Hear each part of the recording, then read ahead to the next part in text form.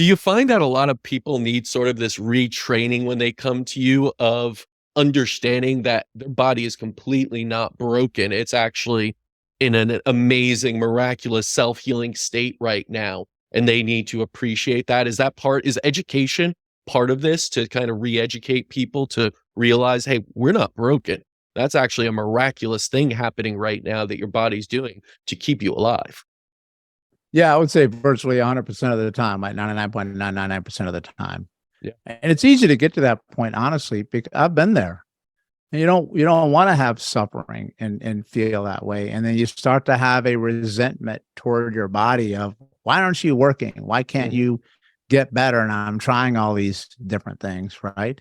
And it's easy to fall into that quicksand. But that's understandable. But I'll tell you this much. So if you stay in that mindset, you're never going to get well. Yes. Because you just got one foot in the quicksand the whole time. Now that what I call a re-meaning is important, even that one of pain of what that means. And like we said before, the body always does the best it can with what it's got in the moment it's in to heal and protect you, because things could be way worse than they are, right? It doesn't want you to be suffering any more than you are. But if you're missing some of those fundamentals and basics that we overlook, and listen, sometimes you need medications and medicine, because without it, you're going to be dead, or maybe I'm going to ease your suffering. Like I had cancer 20 years ago and I removed my thyroid gland. If I don't take my thyroid medication, Perry's going to be lights out. So I take that. But it's what I want people to realize is that you can't just do that. Like add the other things that we were discussing before, so you can lighten the load that your body is trying to carry every single day for you, right? Because maybe, just maybe, you might not need as much of whatever you're taking at some point, or maybe at some point in time, you might not need it at all. I don't know. But I do know this much, that if you have this overloaded lymphatic system and the ability to get rid of that metabolic cellular waste, you're always going to struggle. But it's how you frame it too. So, but also people don't know what they don't know. I've been in healthcare most of my life and I wasn't paying attention to the lymphatic system. So I can't fault somebody else for not knowing about it. And I was actually quite angry in the beginning, because I was seeing multiple doctors and multiple specialists that went through surgery. Not a single freaking one of them ever said the word lymphatic system to me, right? So it's just a matter of, like, once you see it, you can't unsee it. And one of the easiest ways that I try to get people to learn about the lymphatics is an analogy. If I may give you this, Please. Because I said, okay, if it's a new concept for people, the easiest way for them to learn it is to equate it to something else that they already understand, and then it makes sense. So there's two ways that I explain it. One, I've already given you, of the lymph nodes basically being mini toilets like you flush in your house. And the toilets go from there down a pipe into a bigger pipe and out to a bigger pipe. And that's the way the lymphatic system works, from small pipes to medium pipes to bigger pipes to exit out. So you have to clear all the pipes. And if you get a backed up toilet in your house, I don't want to be anywhere near your house. And it's the same thing with your body. But my favorite one is the fish tank analogy. So my program is called Body Aquarium Lymphatic Mojo. Mojo just means magic, and I mean the magic of how the body can heal itself. So you think about the fish tank. It's water in there, right? Well, you're mostly water. Okay. And inside that tank, you've got your trillions of different cells with all these different names that humans gave them different names, but they all pretty much function the same way. Well, those are fish. Imagine having a trillion fish in that tank, right? So what you have in the tank is you feed the fish, you give them food, right? That's the nutrients in there. But you also have this little filter system up in the corner that has these little bubbles going in there. And then that's going to keep the water moving. And that gives it what? Oxygen, right? So they got nutrients and oxygen. And the water, if you take care of the tank, looks awesome, right?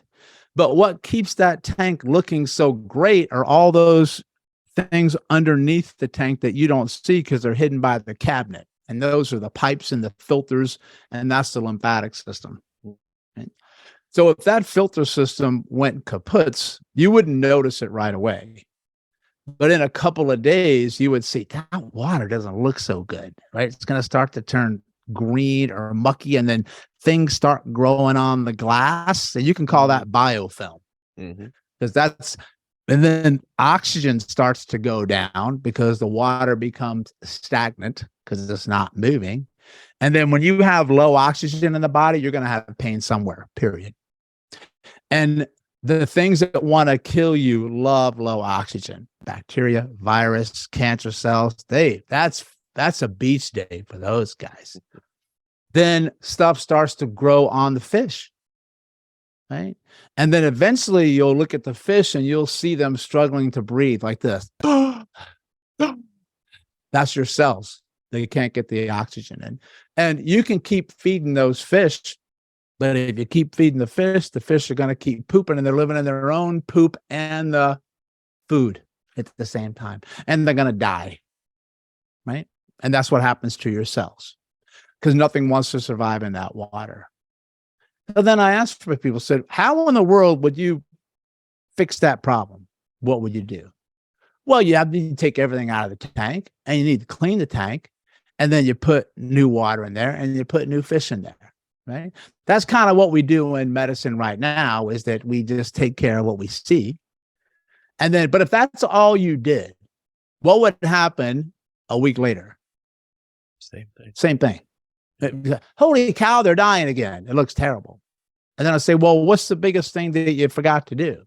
I got to look underneath where nobody's looking. I got to clean your pipes out.